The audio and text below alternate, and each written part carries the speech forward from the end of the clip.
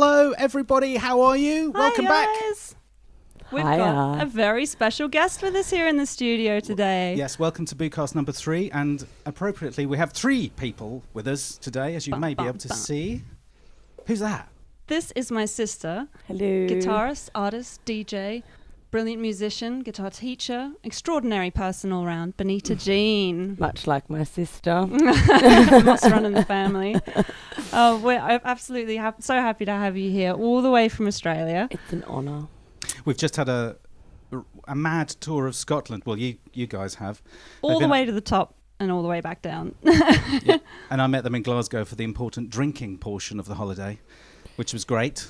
Was it not? It was a lot, but it was good. Good family times. Part and parcel of the trip to Glasgow. Absolutely. So tonight's show is going to be the family edition.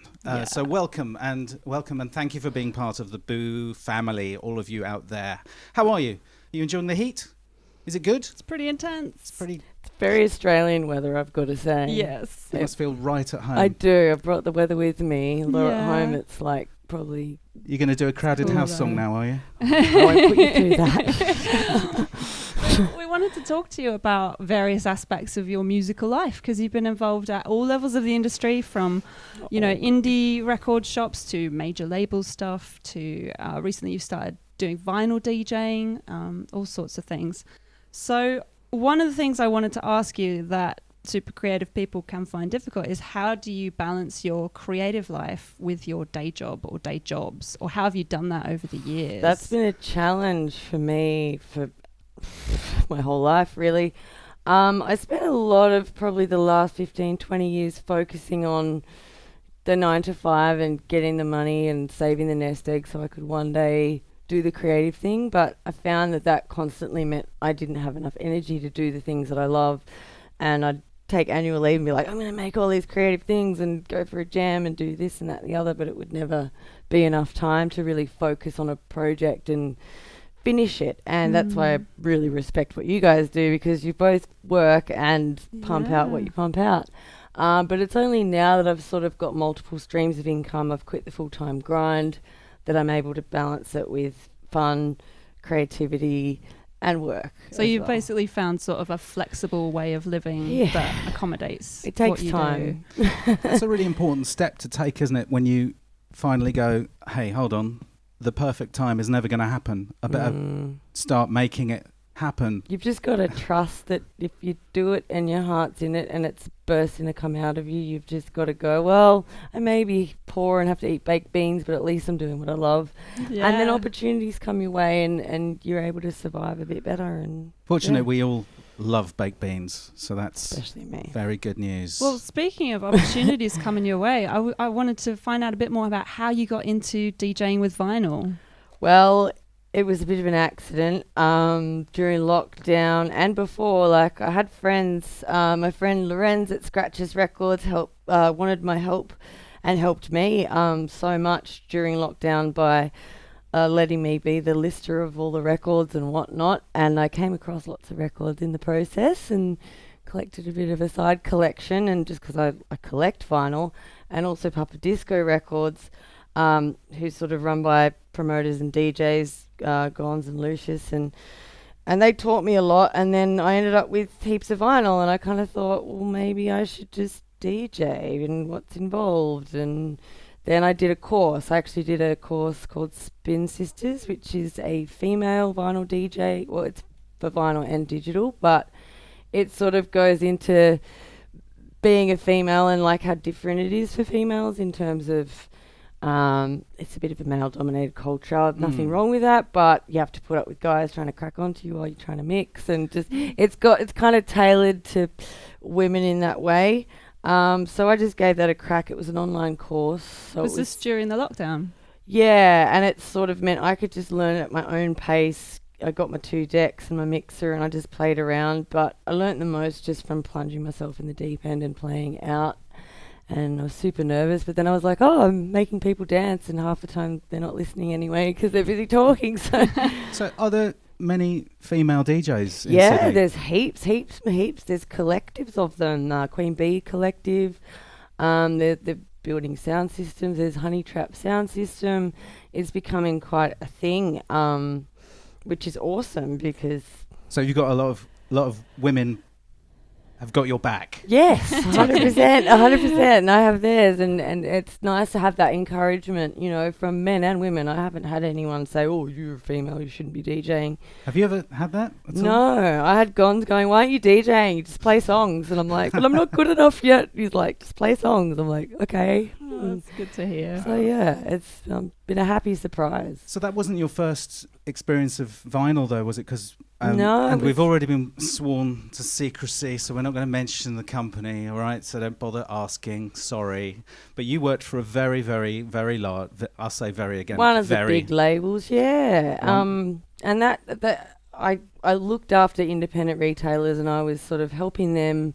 I always wanted to help the little guys, the independents, and towards the end of my time there, they made me the vinyl specialist. So I got to choose what vinyl got imported from overseas, which was quite a big responsibility. That is amazing. It involved a lot of data crunching, but also knowing what sells.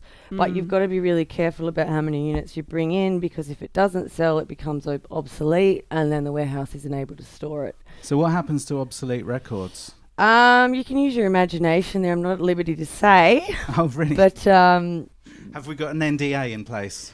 Potentially. It's sort but of... is this the case with all record storage, or like just I'd the imagine, majors, like, or? even my friends that release indie things, like, for it to be profitable, you have to press at least 300 units. Yeah. You're not going to necessarily sell all 300, so whatever you do with the leftover ones, who's to say? Yeah. But because of royalties and licensing, obviously you can't just give them out for free, because then the artist doesn't get any money. Yeah. So they just go where they go. If you have any questions also for Bonita at home, and you want to know any facts or information, do put them in the comments, and we'll take a note of them all and try and get around to them, because I'm pretty sure there's more information there. You might be able to get it out. You might not. It's worth a try. But that's why I gravitated more towards secondhand vinyl, because it is more sustainable, and I'm all about, like, yeah, of course, I'd love for you guys to press a 45, but it is expensive. Long lead times. You know, it's great to have like a limited run, but you know, if you don't move them all, you're stuck with them. So yeah, we were talking about this last week. We were talking about how long it takes for vinyl to actually get made, and it's stretched out now. It's about a year now. And because of COVID. Is there is it just COVID, or is there anything else happening here? Well, the pressing plants are jammed. It keeps growing, even though everyone thinks it's going to plateau. It's still growing year on year consistently, 25%. COVID, it completely blew up because everyone was online shopping and like, oh, I'm going to get a bunch of old records. So all the pressing plants are under strain. Then everyone working in the pressing plants got sick. They're understaffed, churning it out. Not enough vinyl to even press the records. So yeah, it's kind of everything's at a standstill. So if we order something from the UK, for example, it might take 3-4 months to get to us. Wow. And is it still the case that does sort of the backlog of releases that people queue up for events like Record Store Day, does that cause problems in the supply chain as well? You've got to plan it about a year in advance. And being working for either a small record label or a large record label, or independently like yourselves, you've just got to plan really well, everything well in advance to avoid any delays from happening. But being the nature of the beast that it is, there's stuff happening all the time. Yeah. It can slip, and then the deadline, and then there's some kind of logistical delay that you didn't take into consideration, and then everyone's like, where's my records? Yeah. So, yeah. Okay. It's a challenge. One last question about just record production as an interesting thing. So you were saying they were actually short on the materials required to make the records. Is that PVC? What, yeah, it's polyurethane? PVC. And is that the demand is so big for the pressings that the equipment and the time and the material just can't. It's such a backlog of just people wanting stuff pressed, whether it's a major label wanting something reissued or a little indie person that's paying to have 300 units of something pressed. the backlog is massive. So things take time and have to be planned well in advance. And actually, you were telling me earlier that vinyl is non-recyclable. Is that true? Yeah, apparently PVC has contaminants in it that mean that it cannot be recycled. However, some warehouses and manufacturers will use the offcuts from dodgy presses and put them back in mix it with the virginal wax, they call it. But that's all stuff that I'm sort of just learning about as I go. Yeah. Wonder if you've heard about there was a thing on Bandcamp, and I saw an article about it. There's a new technology for vinyl being worked on at the moment. Oh, yeah, you were telling me. I think it's in Switzerland, but they've invented this new. They've experimented and they've found a new material which is less impactful and more recyclable, and also rather than just being squished in a big blob in the middle, they're injection molding records, and apparently the sound quality is better. Wow. It takes less power to make, and it's quicker to make. Yeah, I can't remember what the noise floor of vinyl is, but it's improved. But it's still in the experimental stage. Well, so I guess if the demand keeps growing, then people are People going to have look gotta at find new ways. Because I solutions, mean, they were yeah. running out of lathes and all sorts of things when the vinyl demand started going up. But anyway, to move away from actually making vinyl, I wanted to ask you a bit more about how do you do it in a set? How do you prepare for a set? How do you choose what goes into preparing for a live show with I'm a bit vinyl? of an admin nerd, so I've got all my collection catalogued on Discogs, which is really handy because often you'll be given a brief of either mixed bag, so it's like whatever you want, or it'll be funk soul reggae, or it'll be anthemic rock mixed with some bangers, chart toppers, and you've just got to kind of look at your collection, think about what tracks you want to play from that are going to be bangers and go down well. And what I've learned is, often I take too many records, but it's better to have too many than not enough, because you never know what the vibe's going to be. Like, you can think it's going to be this big bang Saturday night and there's only 5 people in the pub because it's raining. So you need to have your backup, like more chill songs, and you've got to be able to read the room. And yeah, I sort of have a coding system where I have certain genres sorted, and then I have like a little dot system for like, is this like a chill one, or is this like a heavy hitter, or is this like everyone get up and dance? And I must say at this point, I we were all in Scotland together, and I witnessed Bonita in the various record shops in Glasgow. And what's the weight of your return trip now? Well, I'm hoping it stays under 23 kilos. Luckily, you've posted some back. That's mostly vinyl.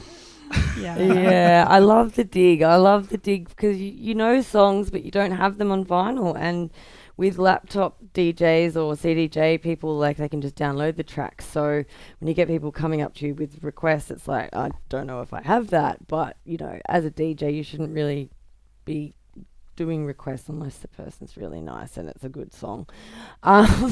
So it's kind of a matter of, getting enough records that are going to be useful for playing out, as well as ones that you might just want to listen to at home. And then there's something you taught me, which I found really interesting. Like, if you find a really banging rare track, that kind of becomes yours in a way. What was the phrase you used? Cutting grass. Or some DJs, there's a bit of politics. Some DJs feel like if they've discovered a track and played it and shown it to someone, if then that DJ goes and plays that set song for song with all of the same songs, then then you're cutting their grass. But music's there to be shared, so a lot of DJs do play similar songs from time to time. A bit like stand-up comedians stealing one another's jokes. But you give it your own flavour, and you always mix it with your own stuff. Interesting. It feels like there are a lot of parallels with stand-up comedy, actually, all about like reading the room and knowing where to root things and how to adapt. You must have to be super adaptive. You must have some stories. I had a guy come up to me and go, one of the actual managers at the pub I was playing at was like, you can play anything you like, just not blues. It's like, because it's raining, everyone will get depressed. But yeah, no, it's a super fun thing to do. I love it. And what advice would you give to other people who want to start out doing vinyl DJing? Practice. It's more about, you can get all tech with beat matching and crossfading perfectly, but it's more about curating a playlist, reading a room, making people dance, and just being a good selector, having a good variety in your, collection to go, oh, that song will be perfect for right now. That'll get everyone amped out. Or everyone needs to chill out. I'm going to put this I've got a on. question for you. Are you a DJ or a selector? Same shit, different smell. Is it? It really is. I know people that call themselves selectors. In fact, Stephen Carver's call themselves selectors. They're not DJs. It's the same they thing to me. Yeah. Well, it depends how you define it. Everyone's got a different definition. I guess if you're thinking of DJ, we've got the superstar DJs doing that thing, and you're not doing that. At the end of the day, you're selecting tracks to suit a mood. So Yeah. you're a selector. I'm always terrible at that. I put the worst songs on at the worst possible times. It's my skill. No, you don't. You're great at choosing songs. Fun selector. So yeah, if you guys have got any questions for Bonita, believe me, there are some interesting. You haven't said anything yet. We might get some more out of you. But there's Robert Frost over here. Oh yeah, Robert Frost. Not Robert Frost. David Frost. David Frost. Hello, good evening, and welcome. If you have any questions for Bonita about anything to do with being a lady DJ or working in the industry at the top, or being a musician, making a living as a musician, getting all the stuff. Teaching guitar is a good side hustle, revenue stream. There you go. So if you've got any questions about that, please put them in the comments. And we've got, as I said, it is the family show. So we've got something that's just gone live in our Bandcamp page. If you haven't looked, you can go and look and see. Some of the keen-eyed have already snaffled. Oh, really? These gems. But in regard to the whole thing about waiting for a year for a factory to make what you do, you could also just go ahead and make it yourself. And obviously that's what this show is all about. Do it yourself. And the other week, what happened? Well, we had the lovely Morag, your mum, come round. My mum. And teach us how to screen print T-shirts, which is a great way of making your own merch. So we're going to talk about how we make our own merch and how we have merch made when we can't actually do it ourselves. So here's a little lesson from my mum, who was an art teacher, still is an art teacher, as you will see, and she's going to show you exactly how to do something. There we go. Go Morag. Yeah. Family show. Family show.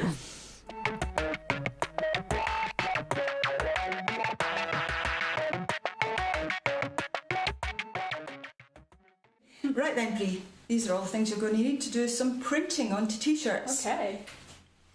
You get this stuff to put the image onto the screen. Now, wherever you paint this stuff, which is screen filler, is where the print is not going to go. So it's like a blocking out of the ink, like a masking, yes. Okay. Then, once that is fixed onto your screen and it's dry... How long does that take usually? Probably take about an hour to 2 hours. Could you speed it up with You could try and speed it up with a hairdryer, but just be very careful because this is screen mesh. Originally it was silk based, but now this is nylon, so you know what will happen if you get too close with a hairdryer to nylon. It'll melt. It'll just melt. So wow, okay. Yeah, you could maybe just kind of do that at a distance, just to speed it's a things cool up a bit. setting. Yeah, when it's ready, it's a good idea always to take a test print. I've got an old T-shirt there that we can do a test print onto, just to check that everything's working okay. And the inks that you'll use are these. Oh, hello, Nixie. Hello, Nixie. You come to see the printing. Do not jump on the table and spoil things. But anyway, this is white printing ink. It's that same brand. This Is this like same the brand. Primo Yeah, brand? the Primo brand. And this one, which is the glow-in-the-dark stuff. The magic stuff. The magic. So whenever we'll print the white on first to give it a good base because you're printing onto black of a T-shirt, and once that's dry, you can apply this stuff. Okay. The glow-in-the-dark stuff. Gotta have a white base. Yeah. Okay. Yeah. So, a couple of little spoons to scoop the ink out of there onto your screen. Some paintbrushes. You don't use those for printing. You'll be using those to apply the stop out screen filler. Okay, lovely. Right, so we've got some wet and stick tape which we'll use to mask out the wider parts of the image. So we'll use the screen filler to mask out some bits, but the other bits towards the edges of the screen and so on, we'll use this so we don't get flood through from the ink. Cool. Onto save us using bits all of the of the T-shirt. speedball. Absolutely, because that's quite expensive, can be quite expensive, all that stuff. So good old this. And for that matter, Newsprint. Good old newsprint. It's just traditional, but the newspaper comes in actually. Right. But again, you can just buy this from the art shop, and you can use that to block out certain parts of your screen as well. You need a printing table. Right. We've got the dining room table here, which is great. With some You plastic. need a good solid surface. Obviously you need the plastic surface to stop the ink going onto your lovely wooden dining table. But underneath the plastic we've got another surface so that there's a bit of give when you're starting to do a screen print. Oh, okay, cool. So that's everything on the table. Yeah, Cool. let's get going. Let's do it. Here we go. We've cut the mesh to size. We have the little frame ready. This is an old picture frame. We're going to use it with this side up as opposed to that side. It's got a kind of well in it. So I cut the mesh to size already. But what we need to do is just not simply put it on there and then staple it in place. We'll do a little deep fold so that the staple, when it's in, doesn't tear the single thickness of mesh. So Like a hem. like a hem, yeah. If I do the stapling, and I can do the first staple, but then after that we're definitely going to need two people. Sure. So Well, there if you you go. just hold that bit down. Okay, so stapling at an angle, kind of 45. Ow! Don't do that, Julie. The amount of times I had students shoot each other with these things, Oh, yeah. they are very Stapling dangerous, so the just eye. be careful what you're doing. So, if you hold that bit, what we're going to do, Okay. I'm going to pull the mesh towards me. You're going to hold the screen Okay. steady, because I'm going to exert pressure and pull the mesh my ways. So let me just check that I've got the fold proper, first of all. I think that'll be taut enough. Here we go. Right, now before we do any more stapling here, I'm going to turn the whole thing up and do the same on the other side. Okay. So, same thing again, but this time we're pulling not only in those directions, but also up the way as well. If you hold the actual screen, because I'm going to do a bit of folding here first of all. Here we go. Right, pulling up Is that tight enough? and pulling across. Ready? As tight as we can possibly go. You hold that now. Yep. And then we'll do the other side. Right, we're getting there. So now we're going to do one in the middle on each side. So we'll do one there, flip the whole thing up.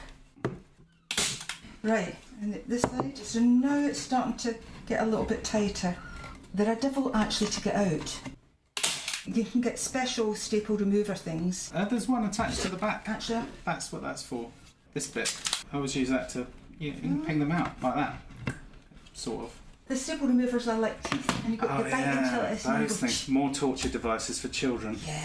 Lino cutting tools. Oh yeah. Next to the Sports Day javelin incident, the lino cutter incident is a British secondary school staple. Staple, there you go. Okay, so you hold the screen, and I shall put in one in the middle of there, and one in the middle here. Right, we'll flip that over, match it on the other side, so hold the screen again. It's feeling quite tight. Trying to get it tighter with each Trying to additional get with- staple. With each additional staple. A bit like tightening a snare drum. Yeah. Careful. And here, do the same on the other side. I like to put different angles on the staples. Why? Probably when I was learning, maybe the tutor was teaching me something about the angles and so on. Right, that's getting pretty good. Is that the last one? Yeah, Chris. It's good. Yeah. We just need to do the edges now. Now we'll do a tuck into this. In fact, I think I'll do it this way. Do you know what normally happens at this stage of the game? Is you go to fire in the last shot, And you run out. you've run out of staples. This is what normally happens. This is, I think I saw quite a lot of staples in there. So is that it? that's it. Ready to roll. Fantastic. So what do we do now? Trace, I suppose. We need to trace. Yeah, where's the image? We're going to transfer this design, our new BOOcast 2022 Yeah. design, onto the screen.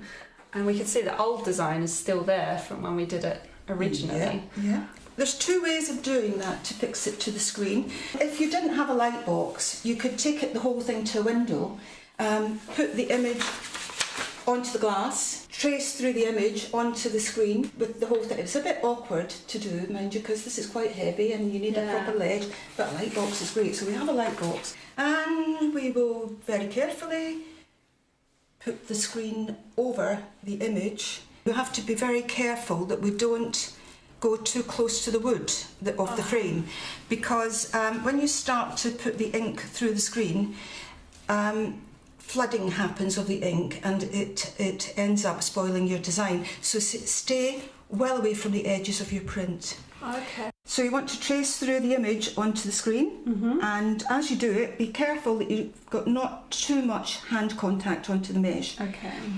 Because you don't want to make the screen greasy, because it'll affect your print. Hold it down. So with care, you want to try, if you can, to do it in one nice clean line of drawing. Off you go, and keep on going. Am I using the right, any pencil do for this? Or Yeah, what is it you got? it's There, is just it a B. Yeah, B's great. It feels weird because I can feel the mesh of the silk screen kind of Yes. moving my pencil a little bit. It kind of, yeah, it's the weave of it might Yeah. let your pencil travel in a way you don't really want it to go. Okay. Right, coming to the end of it now, Brie. So Yeah. let's just check. We'll do a very slight lift. Just, is it all through? Yeah. Missed any little bits? Yeah, my Well, lines are a bit wibbly. That is absolutely fantastic. Oh, good. So what we'll do now is we'll take that off here, remove the light box, Okay. remove the image, Away. and we're away. So now Okay. we're going to apply the screen filler to the screen. We've got a selection of brushes there, so I suggest you use perhaps the smallest one to begin with, Okay. so you can go around the edges. Anyway, before you start, give it a good shake. Oh, okay. Okay, so the main thing to know about this is you don't want any drips. You've got to Right. work really cleanly. Know what you're doing before you start, know where your brushes are, know where you're going to put that. My suggestion to you is, as you're a right-handed person, start from all the right-handed sides first of all when you're working. And then turn the whole thing around. Oh, okay.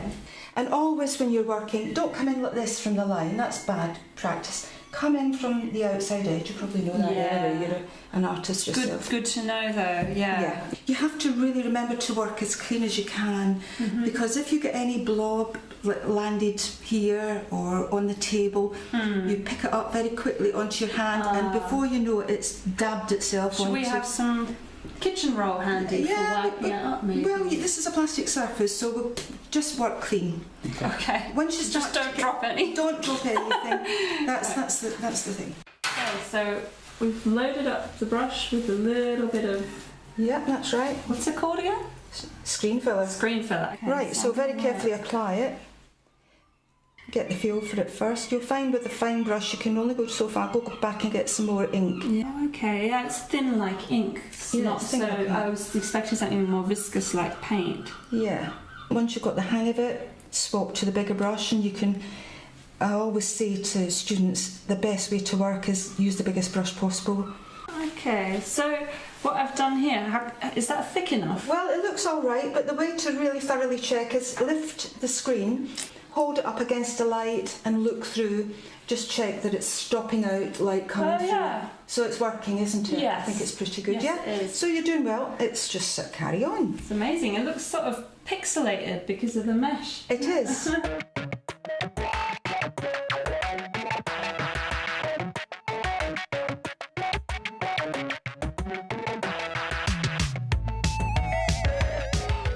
We're getting ready to print now, so we've put on the screen filler around the design. What we need to do is mask off everything totally except the bits where we want the printing ink to go through. The first thing we're going to mask off is last year's print. So just use a bit of newsprint on that. Then we're going to get some gum strip, tear off a length that will cover the newsprint and the screen. Then we're going to go over here to the water. Always keep the water well out of the way of your actual screen, because you don't want any of the glue that's on the gum strip to drip all over the area where you want the print to go through. Take off the excess strips. Come in at the bit you want to mask well away from the image. So we'll just stick that down there and there. We can just use simple masking tape for the rest of it, but this is the important bit here. I think See up at the top right-hand corner? Can you see up there? Mm-hmm. Right up close. I think it might need a blob of filler up there. We can stick a bit of tape on. We could put a bit of tape over it because it's well away from the design. Yeah, no, that's looking really good.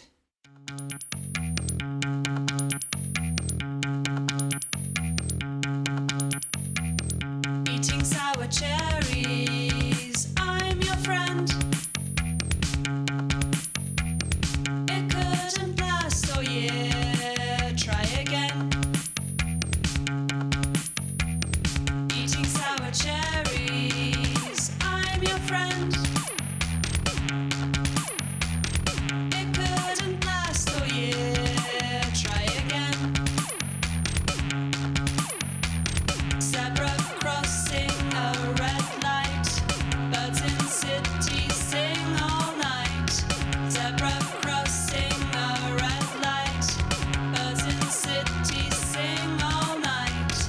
If you don't shake off your doubts, you are going to be left out. Eating sour cherries, I'm your friend. It couldn't last all year, try again.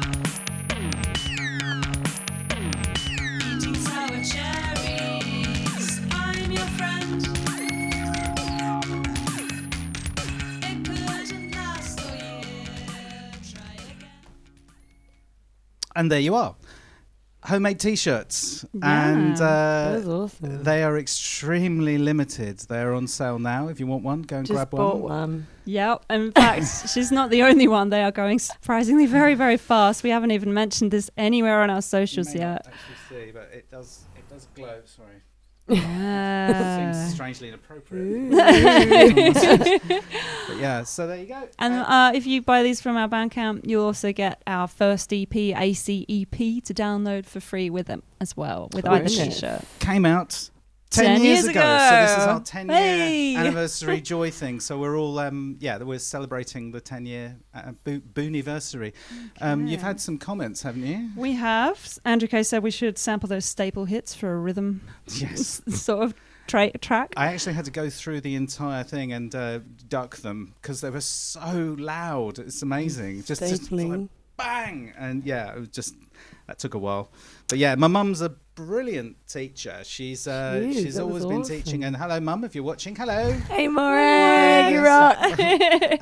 We'll be seeing you tomorrow. And we had another one. Technomatic said this is like Blue Peter, or should I say Boo Peter. Very good. Very good. Hi, Simon.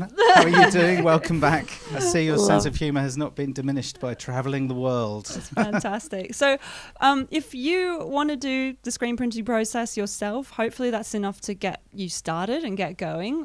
Even, if you're not sure about the supplies and things, just ask at your local art shop.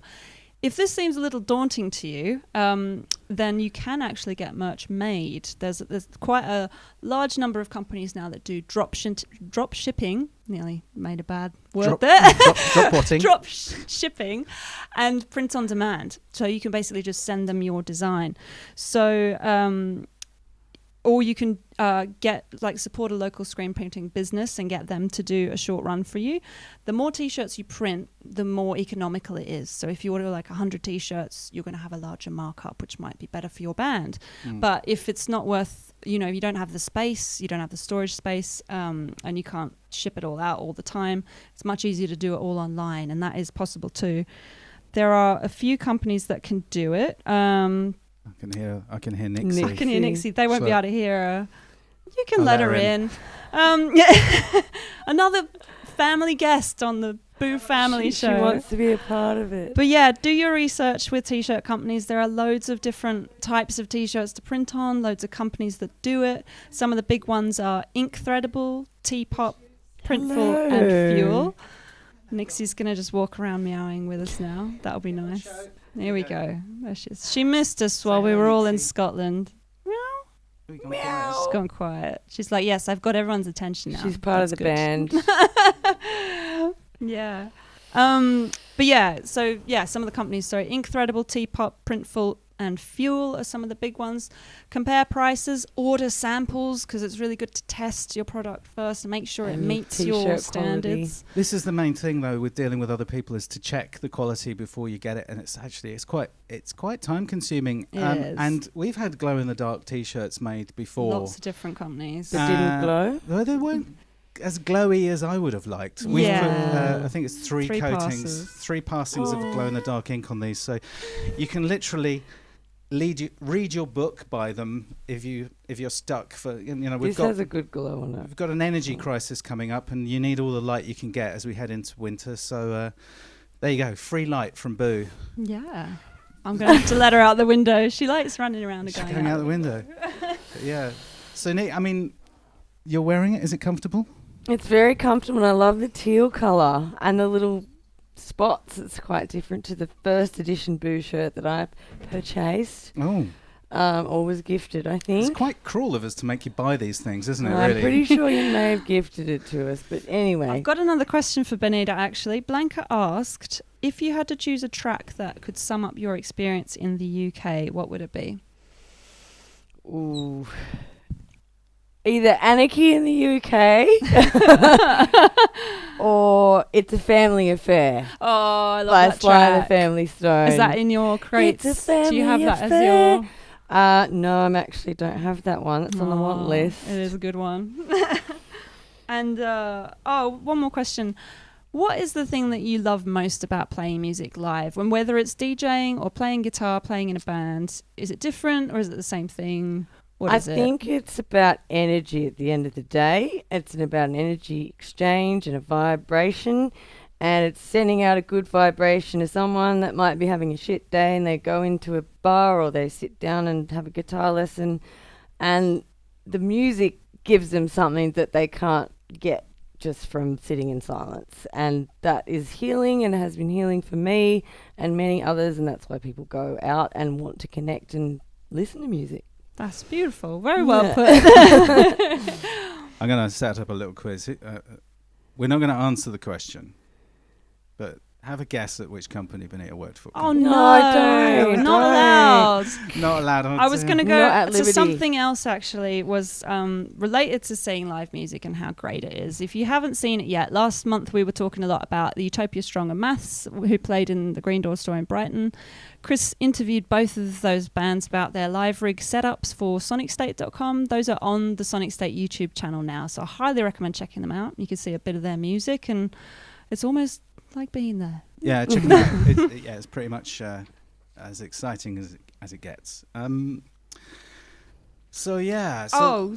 Should I mention as well, we were also talking about free plugins in the last episode, and we asked you guys for recommendations.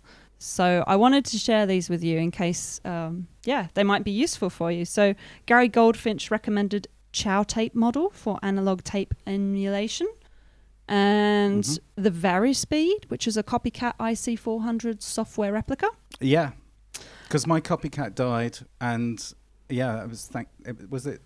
That was Gary It was Gary. Goldfinch that recommended Thank you very those. much, Gary, for those. I haven't had a chance to check them yet because we've been, In Scotland and stuff. but I really fully intend to. I really particularly like the free WEM copycat plugin. It looks lovely, and I bet it actually sounds really good. I checked some videos of it, and it's like, whoa, that's pretty believable.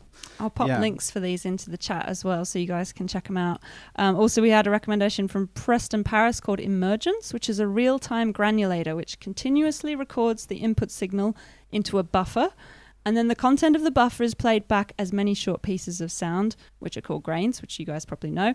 Up to 600 grains can be generated in 4 streams, each having its own set of parameters that control grain generation. So it can create pretty rich Mangle your audio. sounds. Mangle your Is that- samples. Is that free as well? It's free. These Okay. are all free. And the last one, which lots of people recommended, Valhalla Supermassive. It must be the greatest free course. plugin out there. It is. I mean, it's ridiculous that it's free. Called Yeah. Supermassive. So It used to be, yeah. So With all that kind of technical stuff, we should probably go into our yeah, we can do synth that. of the month. Just wait a second. So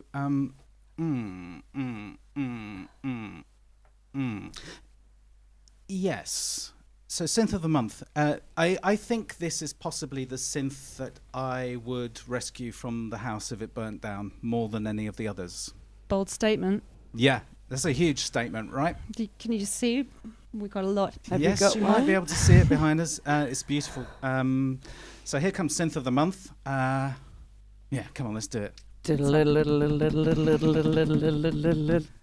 Completely appropriate.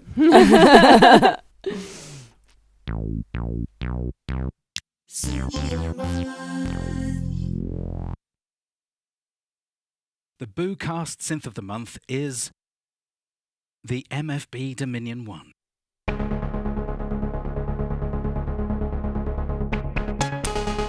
MFB was founded in Berlin by legendary designer Manfred Fricker in 1976. And in 1979, just 1 year after Roland introduced the CR78, they released the low-cost MFB 501 drum machine, which outsold even the 808 in its home country. MFB went on through the decades to produce countless affordable drum machines, synths, and even video mixers. And in 2014, MFB produced what was to be their flagship synth, the Dominion 1.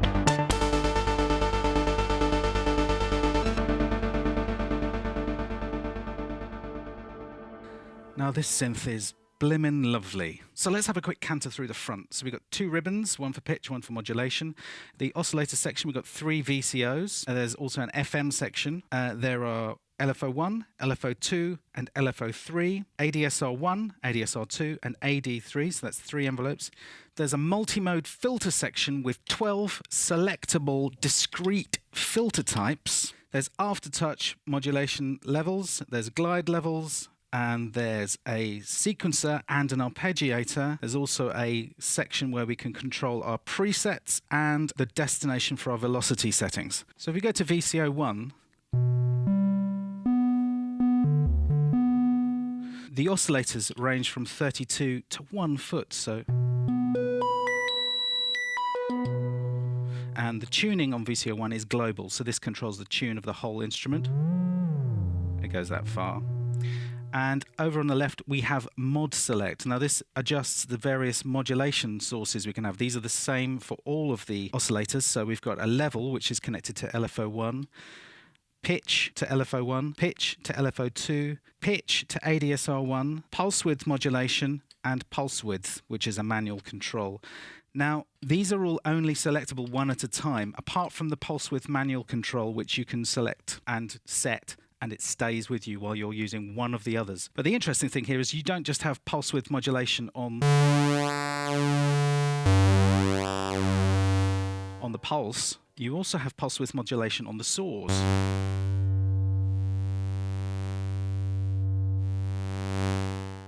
And on the triangle. So that's the triangle. And your traditional. So it's good solid pulse width modulation there. We've also got ring mod on VCO1, which we turn up with this RMY in.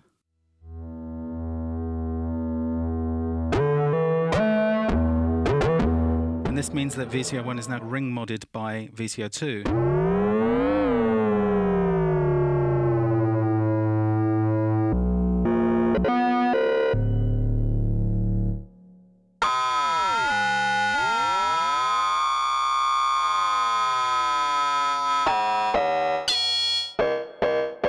So we can get all of that.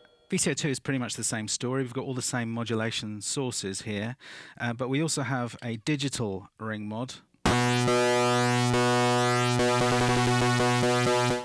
Actually got quite a lot of stuff going on from the preset, so we can just bypass that here and turn it around to manual.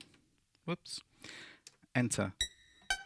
So now we've got what's actually happening. So VCO2 has the same waveforms, but the tune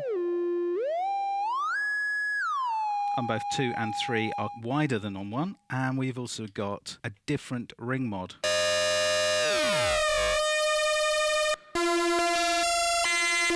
Which is a digital ring mod, which is has got a more aggressive sound.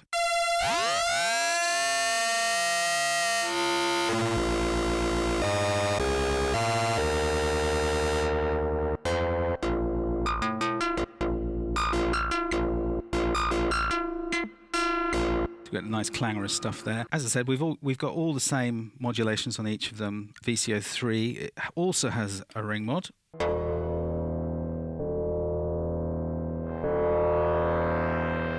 So again, that's just one oscillator on its own. It's controlled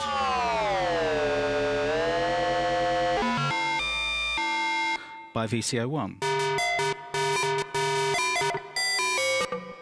So there we go. Clangorous.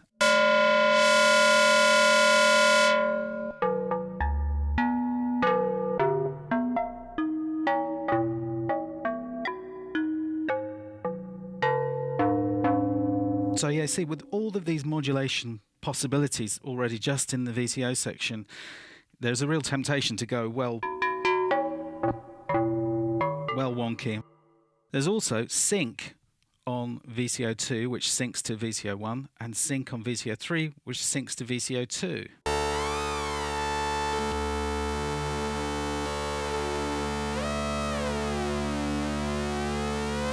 And obviously we can modulate these with two different LFOs. So let's go for pitch 1 on the first one. And let's go for pitch 2 on the second one, why don't we?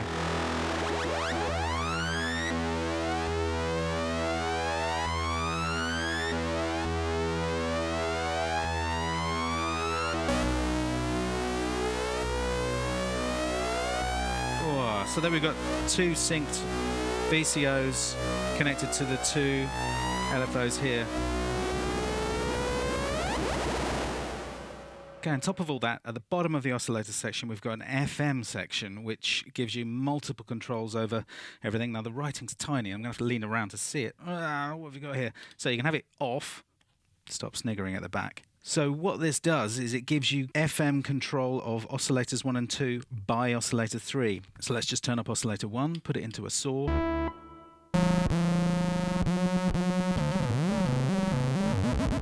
So you can also route this through various destinations. So LFO 1.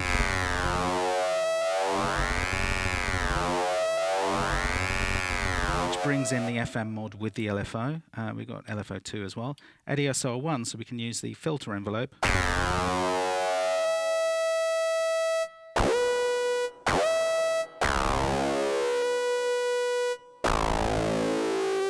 So we're just listening to VCO 1 at the moment. Ooh. So it's rather nice. ADSR 2, so that's the same still. But ADSR 2 is hardwired to amplitude, so I guess ADSR 1's better. Or, if we run out of options, we can go to the AD envelope here.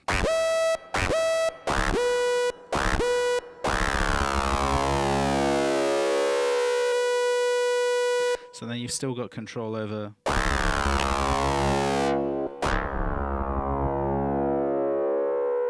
the filter with ADSR 1 without messing with what you've done with the filter mod, the FM mod.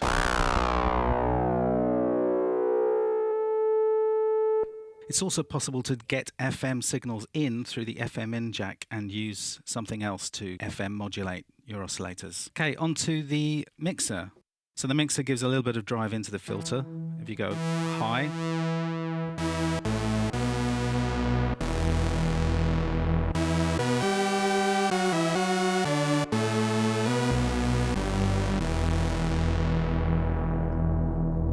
and in the mixer we've also got a noise.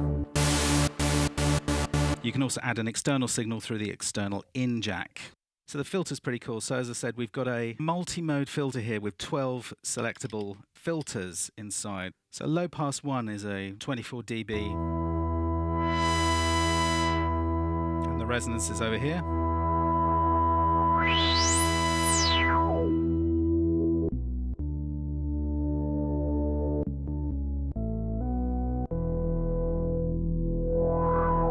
Next is an 18 dB low pass. 12 dB low pass, 6 dB low pass with resonance. There are 4 bandpass modes with various different settings there. We've also got a notch filter.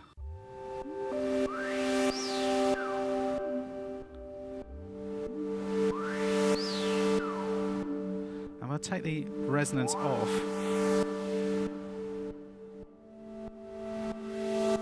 you can hear that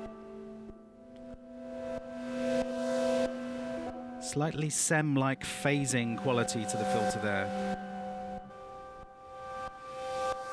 which is rather lovely. Moving along the filter, so we've got the modulation select, so we can choose from LFO1 to modulate the filter, which we're already using by the looks of it. LFO2,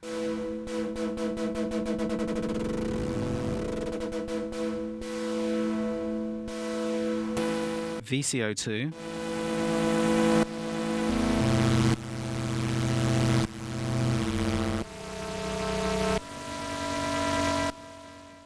and VCO3.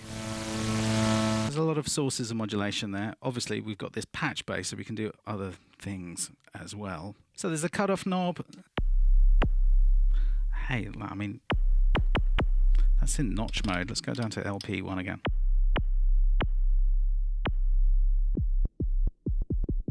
Yeah, we can do all that. So the contour is the amount. It can go inverse. And finally, we've got a resonance control, which allows you to control the amount of resonance. It's effectively a set of hands doing this with the resonance knob for you. You can attach it to the AD envelope or the LFO2. So I'll just do that.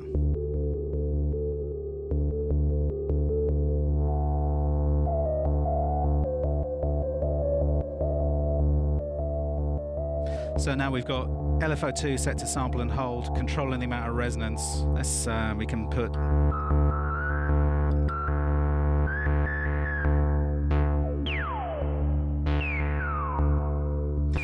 now LFO1 is controlling the cutoff, and LFO2 is controlling the amount of resonance.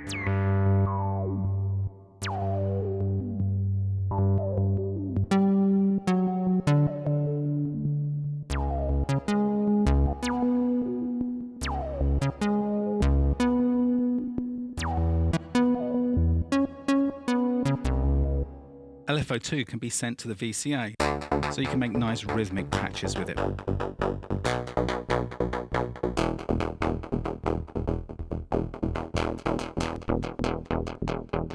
Now the envelopes are digital, but this gives us the ability to change the speed, going from a fast to a slow.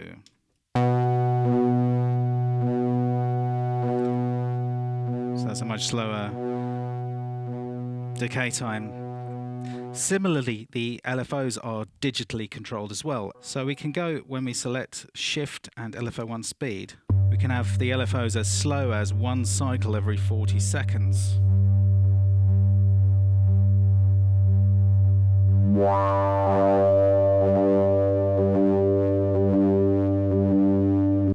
Yeah, we haven't got all day.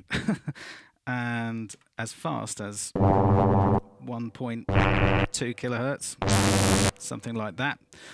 Great thing about the LFO is it can be reset, so we can have it free running.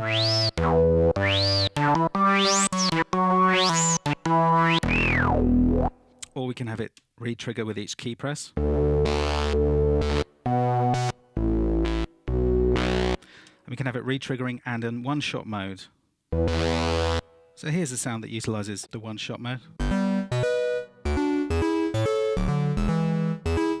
Also, we can key follow the frequency with these buttons here. So dimly lit is half tracking, fully lit is fully tracking. So basically the speed of the LFO doubles as you go up an octave.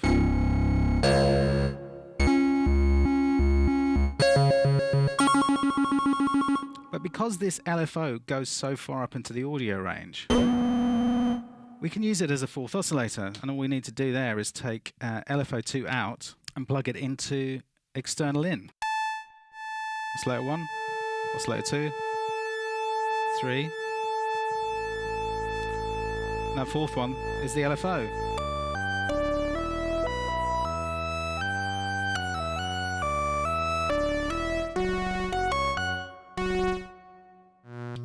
But there's a gritty sine wave, gritty triangle, gritty saw, gritty reverse saw, and digital noise. There you go. So we've fully realised our Nintendo desires here. Your head explode. So yeah, an amazing pair of LFOs. These ones work really hard. This one, however, is just as lovely, but it doesn't work quite as hard as its two brothers and sisters here. It's a simple triangle wave, and we have control over the amount with the modulation strip, so we can control all the VCOs, just VCO2, just VCO3, 2 and 3, or the filter, or the VCO, giving you some tremolo. Now, as I'm sure you've noticed, although this is a monophonic synth, it's got a keyboard which allows you to play paraphonically. So if you play one key, all the oscillators show up there.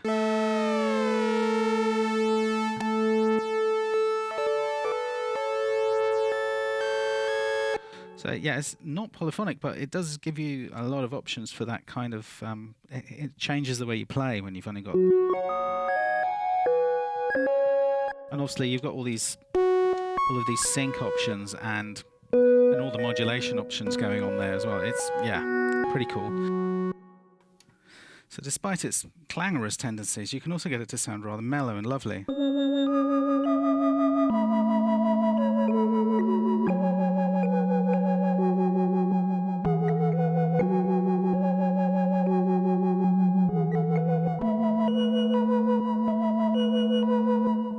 So while playing paraphonically, it's quite nice to just single out one oscillator. So we'll take VCO2.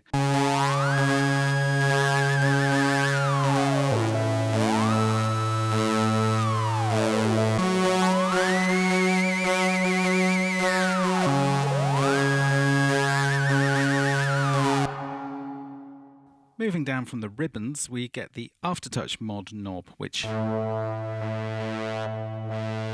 allows you to choose how much the Aftertouch is engaged, and it works positive and negative. Here it's set to cutoff, but if we press Aftertouch select, we get a little menu appear over here, and we can select. O1P is oscillator 1 pitch. Oscillator 2 pitch. And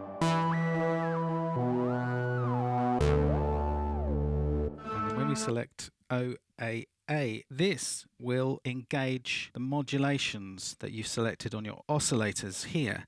So I'll put the pitches all there.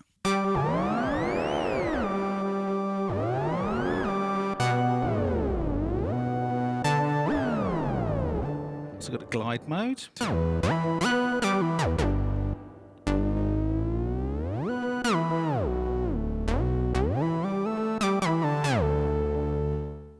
While we're in this section here, so this section, as I said before, controls your presets. It also controls your sequences. Now, if we go to sequence and then just press shift and select sequence and then hit record, it gives you a scale of what your sequence is going to be. And then if you hit record again, it basically takes in one note at a time. But it will record ribbon input, glide input, and aftertouch input,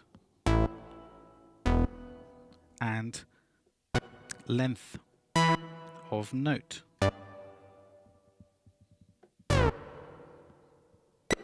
And if we hit play, that'll probably sound terrible.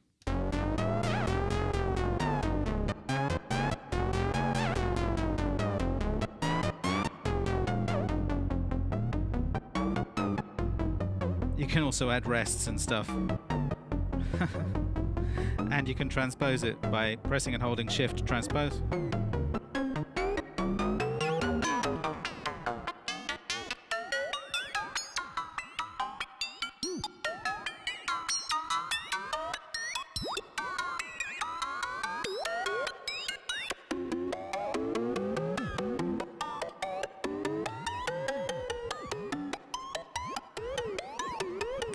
Yeah, a completely silly sequence. So there's the sequencer. Something else the sequencer can do, if we just go back to one of our polyphonic patches.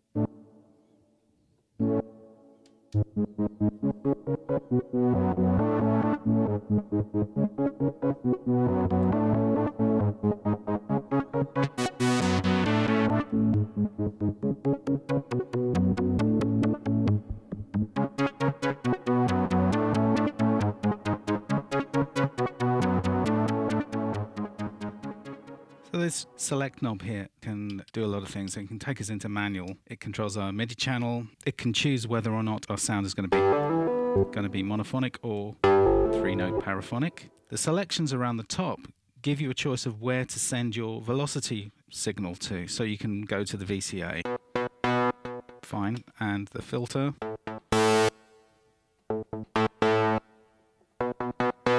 It can also adjust the amount of resonance.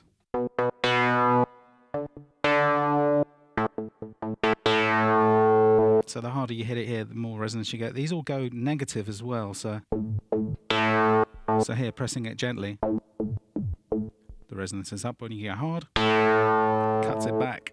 We've also got contour control, which is the envelope amount going to the filter. Also, we've got LFO speed.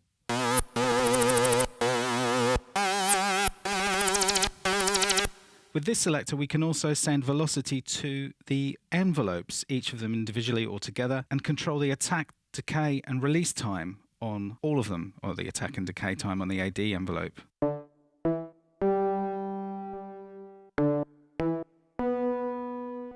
The synth has been basically the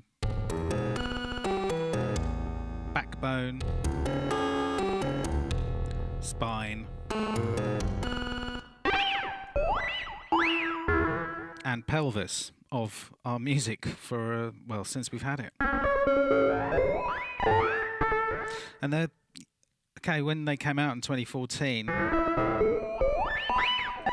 they were such a bargain. It was like, I think it was 1,200 quid for such a deep, lovely synth. And it's like, you know, it's the deluxe flagship MFB synth. It's just like, you know, so much bigger, so much chunkier, so much more full of stuff.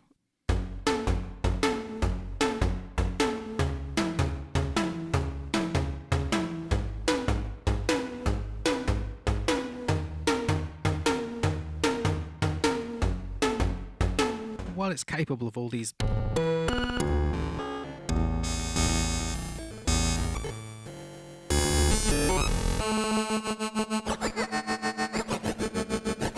crazy sounds,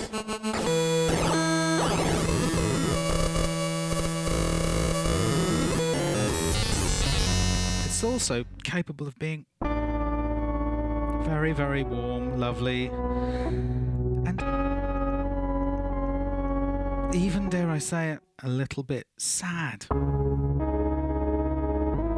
So these synths were released in 2014 as the flagship. As far as I know, they're now discontinued, and the sad fact about that is that although the price was really reasonable at the time, they're probably going to be going up in price now, and there aren't many of them around. And it might be a good idea, if you see one, to grab it and take care of it.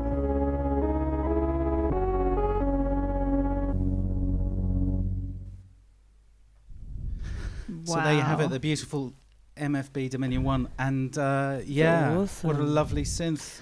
Marcus said like so many permutations possible.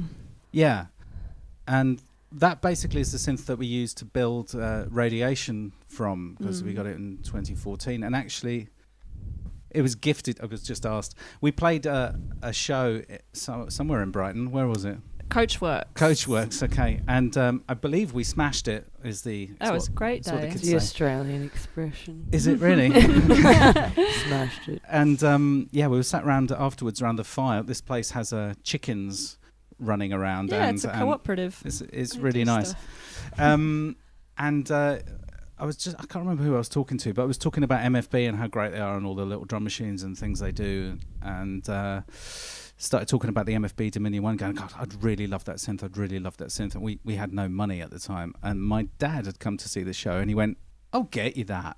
And he went, you what? Extremely generous of him. I'll get you that. And so my dad, so it's the family show. So yeah. Cheers, Dad, Bert. cheers, Bert. Thank you so much. Thanks for dreams helping come us make true. radiation. Yeah. Which And- leads me to the next question, which is where do you source most of your synths from? Like all different places, eBay, brand new. Is there like a Facebook group that people can find their dream synth on, or Well, yeah. There are. I mean, what's all of those things. I mean, just finding rarer synths is quite difficult, so you kind of have to be in the know. There are Facebook groups for that sort of thing, where people will sell stuff as well, so they kind of trade them around. But we've got stuff like, the best thing is when you walk into a junk shop and find something that someone's like just overlooked, and you're like, oh my like with God. records, yeah. Yeah, just finding something that somebody's neglected and giving it a home, which is most of our Casios we got quite cheap. Like, yeah, that's really special. But we try to support local shops like Guitar and Keyboard Centre in Brighton. Cool. But sometimes we do have to order things from overseas, from Europe. Which takes time. Which takes a lot of time now. It'd be Since very Brexit. like waiting for my new synth. Yeah. Yeah, totally. Depends. Yeah, all over the place, basically. Yeah, I just wanted to mention some of the comments. Simon said it sounds like a VCS3 that's been drinking Stella all night. Andrew K also said later on, That's a really that's a perfect. Yeah, it's a bit. or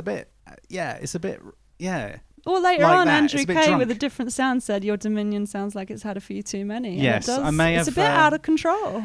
Well, the great thing about synthesizers is it's one of those things, just like with guitars, I expect. It's like you do your own thing. I mean, synths don't make music. People make music, as to misquote the National Rifle Association. But it's, everyone that picks up a synth will do something different with it. And actually, it's something I always love is when you go to something you've never touched before, or if someone who doesn't know especially what they're doing goes to it, they will often come up with things that you would never have thought. And it's an interesting thing when you know a lot about what you're doing.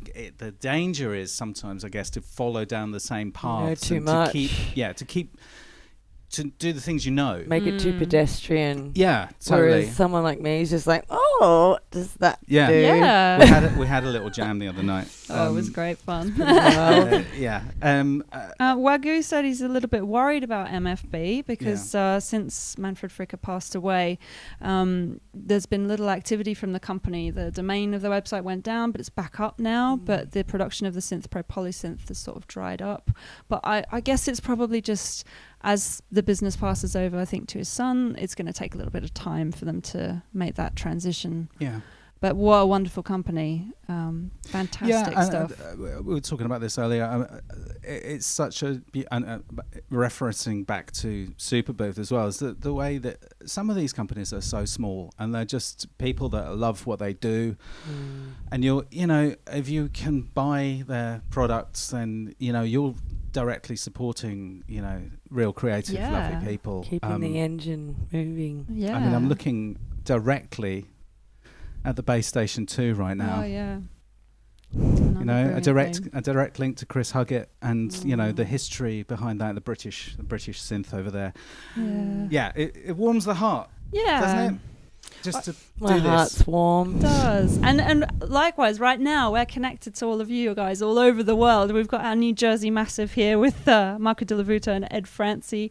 We've got Jens from Bremen. Really good to see you. Hey, man. Bremen. It's been a long time. How are you, man? It's really nice to have you here. I hope you're well. I love to everyone in Bremen. We're going to get our asses over to Bremen as soon as we can, and we'll let you know. It's really nice to know that you're there. We played, for those who don't know, we had really some amazing gigs in Bremen. What a wonderful place and brilliant people. Very, very welcoming. Thank you, guys. Yeah.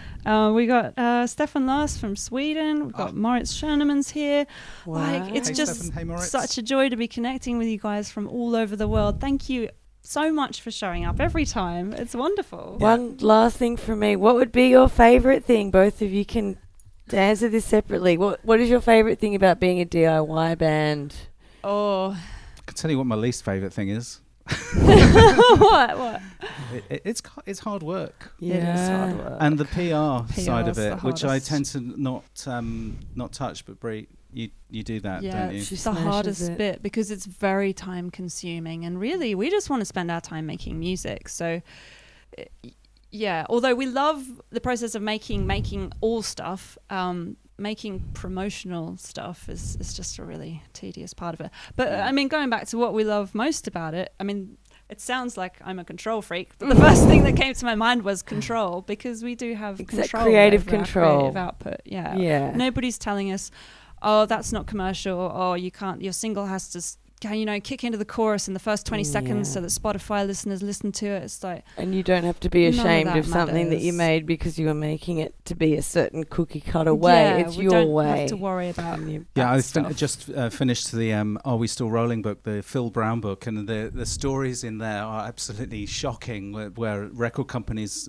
basically steal the master tapes because they're not happy with what they've been doing. And you know, it'd be great to have a deal and a label and everything and someone to do all that, but hey, you know, you had all those stories about you going to all these hotels and being driven around in limos, and then nobody tells you, hey, you're paying for this. Yeah, that's it. But apart from that, the most important thing is about being on your own is that there's no one sitting there to tell you, you know, what you should be doing, you know, so you're sort of free to explore on your own. Yeah. Well, I think bravo for getting this much of a, Well, following bravo. and connection Thanks, Nate. from being independent, because it's not easy. No. Yeah, It's bravo not to you easy. too. You're doing it as well with And your you, stuff, and you're doing a brilliant job of it. And I think people, that people appreciate people with like what we care about is the music, the creative connection, and the people who understand that that's really, really important. What the world needs Yeah. now. Which is basically why we've turned into Blue Peter. Yeah, we want to share it all with you guys so you guys can do it too. Which brings me to, I should mention our AMP-led. On our AMP-led page, basically the last episode. Oh dear, what have we done? What? We've just uploaded Oh, something. I was going to come to that. Okay, the first thing is that we've just uploaded a very exclusive, silly demo that we've done. Exclusive is a few really nice years way ago. of describing it. Silly It's is something fun. that would never have seen the light of day, but our AMP-led supporters will get to hear it. Yeah, often when we're in the middle of recording something, we'll end up needing to take some depressurization pills and relax a bit, and we end up basically recording something entirely ridiculous. And so there's Just something up there. fun. I should point out a lot of the music process is play. Like, you arrive at good things through playing and mucking around and pushing things in different directions that aren't necessarily what you would think of yourself as a band doing, but you have to play and do Don't weird overthink things. it. So that's overthink up it. there. But yeah, for those who don't know, we have an AMP-led page. It's like Patreon, but it's for musicians, run by musicians. A lot of them are ex-Spotify, ex-Patreon, ex-Kickstarter employees who decided that those models work more in the interest of venture capitalists than actually for the music community. So yeah, it's a wonderful platform. It's very small though. It's early days. So if you do have tech support issues, just email them and they'll help you out. But we really believe in what they're doing and we want to support that. So yeah, if you want exclusive content, be it early weird demos or unreleased tracks or cocktail recipes or Things that we were embarrassed about and would never show the actual Yes! general public. early videos, Welcome to our private album listening room. artwork. Yeah, join the Boo family. And if you over at want a AMP-led. T-shirt, I would hurry up because well, there you go. So Oh yeah, these are literally selling right now, and we have Limited edition. such a limited number of them. I meant to thank. there's literally 3 of each size, I think. I think it There's was the- Ed who said he's bought one, and a mug. We've got a new mug up there as well. Have we? Oh. Yeah, new design. How The exciting! black handle, very deluxe. Much. What else? Oh yeah, lastly, a bit of album news. So at the moment, where we're at is we're working on the mix of the single. We got a remix that we're I think I've got it. going to put with it. We think we've got it. Just going to do a video and get that out to you soon so you can hear the final thing. Went and through some permutations there, and then finally realised, hey, you're thinking too hard. Yeah. What do you actually like about this? Oh, it's that. Right. Get rid of everything else. It takes the mixing process takes a long time. It takes me a long time because I don't really know what I'm doing. I feel my way around. Again, like, it's one of those things that can go in so many different directions, and you kind of have to explore all of them before you go, yeah actually I want it here. So yeah, we've been working on that. We've been a little bit busy this month with a little bit of travel and things. Sorry, so guys. Sorry, guys. We'll be back on track next I month. just wanted to say that kind of as we move forward, we may kind of move away from having so much sort of pre-recorded content and turn this more into a conversation with you guys, so that we can focus on recording the music and talk to you about that process as it goes. So it'll change as time goes on. I will still be doing Synth of the Month though. Yes. If you have any synths you'd like me to look at, and just put them in the comments, stick a list of synths you'd like me to make a horrific racket He's on. probably got one. I might have. And we'll do it. I was thinking of doing the Yamaha PSS 480. Oh, yes, you should. Oh, I love that. So, okay, synth. is that a synth? Yeah. Yes, it is a synth. So maybe, I don't know, we'll see. We'll see Stay what tuned happens. for next month. Toys count. Toys count. I mean, thank you so much for joining us all on this Thank you. BOOcast 3, the three up BOOcast. Yeah. Three Musketeers. The family version and family-friendly version. I think, is your mum watching? Yeah, Mum's watching. Hey, Mum. Hey, Mum. Hey, Kath, We're how's on it going? TV. So thank you, and Thanks, thank you everyone. again for all your support. And yeah, let us know what you want. Like if you want to see special stuff on Ampled, like give us ideas, because we're just kind of throwing stuff out and seeing what you like. But if you have requests, let us know. Must apologise. We don't have a live song for the end of this Not month's show today. because we were a little bit, snowed under with. Well, there was a lot of important things to do in Glasgow and in Wick and in. Everywhere. Inverness, all over those places. Well, we'll get back on that next time. So, for now, thank you for joining us. And until next time. Until next time, auf Wiedersehen. Auf Wiedersehen.